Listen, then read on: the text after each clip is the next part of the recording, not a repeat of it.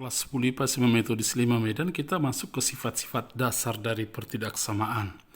Nah, sifat-sifat dasar ini sangat penting untuk mengerjakan soal-soal yang berkaitan dengan pertidaksamaan nanti.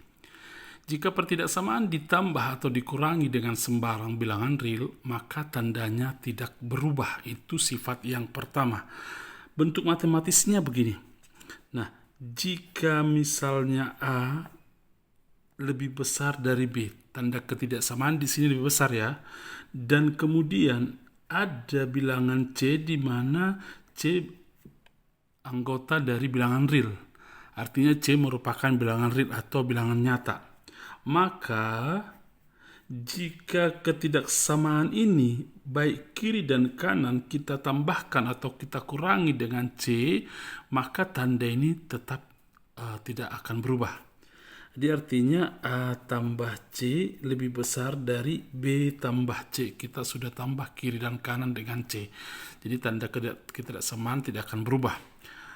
Atau kalau misalnya kita kurangkan dengan C, A kurang C tetap lebih besar dari B kurang C. Atau tanda ketidaksamaannya misalnya lebih kecil dari B, A lebih kecil dari B, dan C elemen bilangan real, maka ketika kita tambah dengan C kiri dan kanan, tanda ketidaksamaan tetap tidak berubah. Nah, kemudian ketika kurang kiri dan kanan pun tanda ketidaksamaan tidak berubah.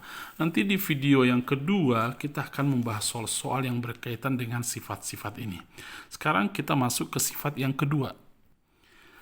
Nah, jika pertidaksamaan dikali atau dibagi dengan bilangan real positif, maka tandanya juga tidak berubah. Nah, secara matematis ditulis begini. Oke. Jadi jika ada A lebih besar dari B dan kemudian C elemen bilangan real, maka kalau kiri dan kanan kita bagi dengan C, A per C lebih besar juga dengan B per C. Jadi tidak berubah tanda ketidaksamaan. Ya, atau kita kali A kiri dan kanan ini dengan C, A kali C, tanda ketidaksamaan juga tidak akan berubah. Ya, demikian juga jika A lebih kecil dari B dan C adalah elemen bilangan real. Nah, kemudian kalau kita bagi kiri dan kanan dengan C, tanda ketidaksamaan juga tidak berubah. Atau jika kita kali kiri dan kanan dengan C, tanda ketidaksamaan juga tidak akan berubah. Ya, ini tanda kali ya. Baik, kita masuk ke sifat yang ketiga. Jika pertidaksamaan dikali atau dibagi dengan bilangan real negatif, maka tandanya harus berubah. Secara matematis begini. Jika A lebih besar dari B misalnya, dan C elemen bilangan real, tetapi C elemen bilangan real yang negatif ya, ini bernilai negatif. Oke, C bernilai negatif. Maka ketika kita bagi atau kita kali dengan bilangan C, tandanya nanti berubah.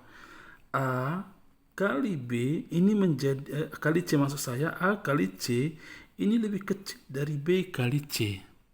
Ingat, ini harus negatif ya. Nanti dicontoh di video kedua sebenarnya nanti sangat jelas ini. Atau A per C menjadi A lebih kecil dari B per C. Seandainya ketidaksamaannya misalnya adalah lebih kecil di sini, jika A lebih kecil dari B, maka jika A lebih kecil dari B, maka A per C akan menjadi lebih besar dari B per C. Atau A kali C akan lebih besar dari B kali C. Oke, pahami ini ya, nanti catat dengan rapi. Sifat keempat, jika ruas kiri dan ruas kanan positif dalam suatu pertidaksamaan, maka pertidaksamaan tersebut dapat kita kuadratkan tanpa mengubah tanda.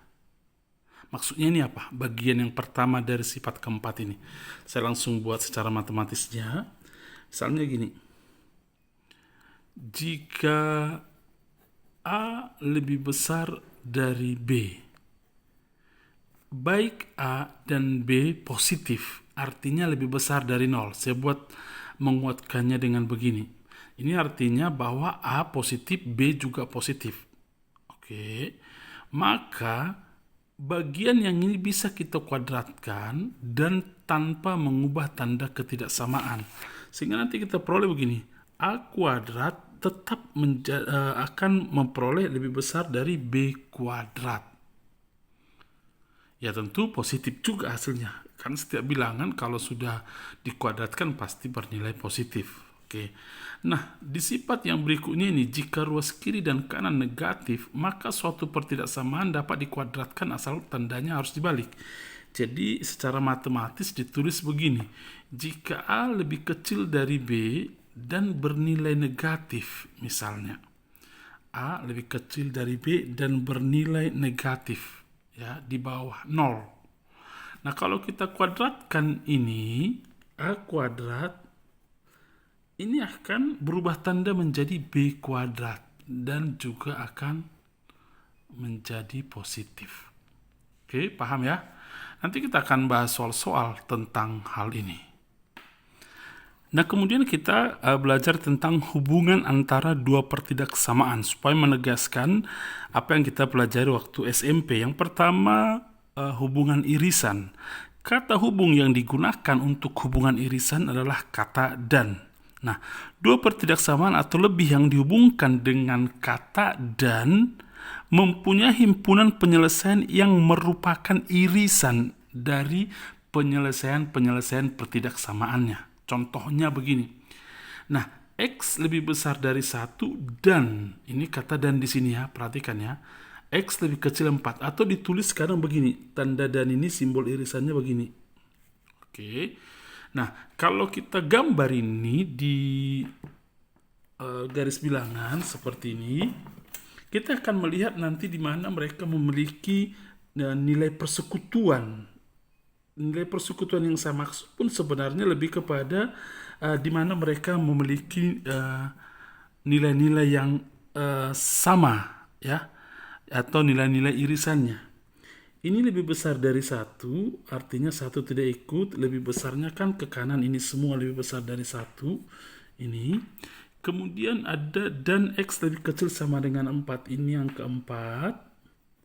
4 ikut, lalu dia ke kiri. Kemudian di mana mereka memiliki persekutuan yang sama atau nilai yang sama? Di sini. Oke. Sudah? Jadi cara menulisnya ini menjadi X lebih besar dari 1 dan lebih kecil sama dengan 4. Jadi membaca ini seperti itu. X lebih besar dari 1, ya, dan lebih kecil atau sama dengan, karena ada simbol sama dengan, atau sama dengan 4. Perhatikan cara membacanya ya. Oke. Ini atau diantara tetapi 4 ikut, 1 tidak ikut. Ya. Kalau kita pakai notasi interval, kita boleh membuatnya menjadi begini. 1, 4, 4 dikurung begini. Paham ya? Oke.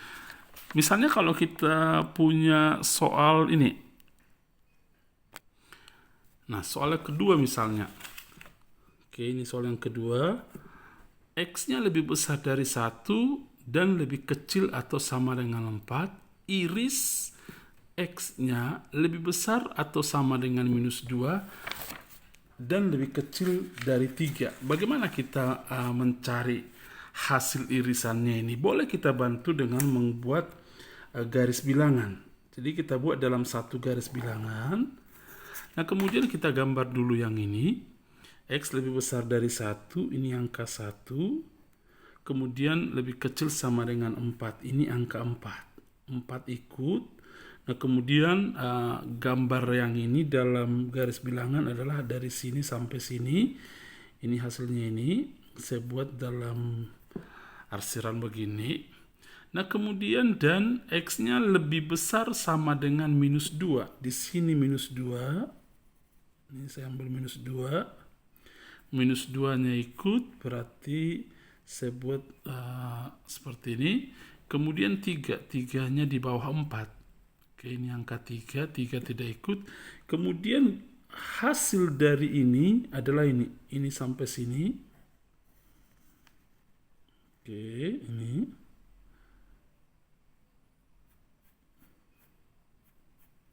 Oke.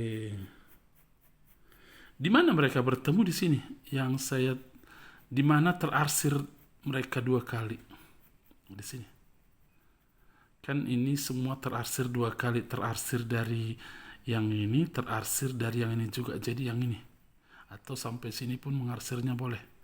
Artinya di mana dia merupakan penyelesaian dari ini juga merupakan penyelesaian dari ini. Oke. Jadi himpunan penyelesaiannya dari sini adalah himpunan X, di mana ini karena 0 tetap tidak ikut dalam ini, jadi kita tulis 0 X-nya lebih besar dari 0 dan lebih kecil dari 3. Ya. Maksud saya di sini bukan 0 ya, 1 ini ya. Oke, X-nya lebih besar dari 1 dan kemudian lebih kecil dari 3. Nah, kamu paham untuk ini ya? Kalau ini misalnya X lebih kecil dari 1 dan X lebih besar sama dengan 4. Nah, kalau kita gambarin dalam garis bilangan, ini angka 1, lebih kecil dari 1 kan ke kiri ini semua. Nah, kemudian lebih besar sama dengan 4, 4 ikut. Karena lebih besar sama dengan 4 ke kanan, lebih besarnya begini. Nah, kemudian irisannya tidak ada. Artinya mereka tidak memiliki nilai-nilai yang sama. Nah, karena itulah himpunan penyelesaiannya ini adalah himpunan kosong. Seperti ini menulisnya, atau sering ditulis begini. Oke ya. Nah, kemudian yang kedua yang kita pelajari adalah gabungan. Kata hubung yang digunakan adalah atau. Simbol yang sering digunakan adalah begini. Simbol begini. Oke. Nah, 2 pertidaksamaan atau lebih yang dihubungkan dengan kata hubung atau mempunyai himpunan penyelesaian yang merupakan gabungan dari setiap penyelesaian pertidaksamaan tersebut. Jadi merupakan gabungannya. Maksudnya begini, membedakannya dengan contoh yang tadi. Misalnya, X lebih kecil dari 1, sekarang kita menggunakan kata atau X lebih besar sama dengan 4 misalnya. Ya, lebih besar sama dengan 4. Nanti lihat perbedaannya ketika kita mengerjakan soal ini seperti di contoh sebelumnya. Yang ini. Di sini kan himpunan kosong dia. Kalau kita menggunakan irisan atau dan. Tetapi kemudian kalau kita menggunakan tanda atau, perhatikan jawabannya. Oke. Kalau X lebih kecil dari 1, kalau kita pakai garis bilangan, tetap sama garis bilangannya. Ini. Kemudian lebih besar sama dengan 4, tetap begini. Oke. Ini. Jadi himpunan penyelesaiannya adalah gabungannya. Gabungan antara ini dan ini. Jadi tetap ditulis himpunan penyelesaian himpunan X, di mana X lebih kecil 1 atau X lebih besar sama dengan 4. Dia bukan himpunan kosong. Jadi artinya dikumpulkan semua nilainya, dikumpulkan semua nilai di bawah 1 dan lebih besar sama dengan 4. Oke, paham ya? Untuk kali itu ya. Kemudian kalau misalnya kita punya soal begini, X-nya lebih besar dari 1 atau sekarang kita pakai ini X-nya lebih kecil sama dengan 4. Nah, kalau kita gambarin dalam garis bilangan, ini angka 1 lebih besarnya ke kanan, ini nanti begini. Kemudian ini angka 4 lebih kecil sama dengan ikut angka 4, dia akan ke kiri. Oke, paham ya? Oke, ini semua juga. Ini pun semua ke sana. Nah, karena dia menggunakan kata atau, maka gabungan dari di bawah 4 ikut 4 di atas 1. Artinya ternyata semua bilangan ini. Jadi himpunan penyelesaiannya ini adalah himpunan X, di mana X elemen bilangan real. Beda kalau dia pakai iris. Begini, kalau iris yang ini saja himpunan penyelesaiannya. Tetapi kalau gabungkan di atas satu semua kan sampai tak hingga ini. Gabungkan dengan di bawah 4 juga tak sampai tak hingga ke kiri. Nah, berarti semua bilangan kalau digabung. Paham ya?